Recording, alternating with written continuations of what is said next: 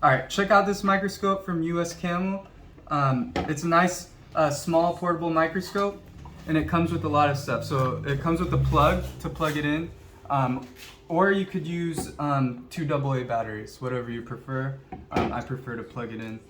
And it also comes with a few other things. It comes with like a little set. If you were trying to experiment, it comes with different tools in here that you could use to do your experiment. And prepare slides as well. And then it also comes with extra lenses. The lens that's already in there is the max zoom 25x, but it also comes with a 2x if you want to look at things far away, or a 10x, which is about in between. It also comes with an attachment to attach your phone, so you could take pictures of whatever you're looking at. Makes it nice to set it up so that your phone doesn't move around, easier to take pictures. It also comes with a cloth that you can clean your lens with.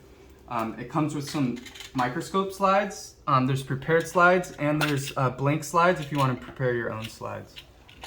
And then it comes with the basic zoom attachments, 4x, 10x, and 40x. And then you could change the lens over here to let different amounts of light in. And then this also controls the amount of light.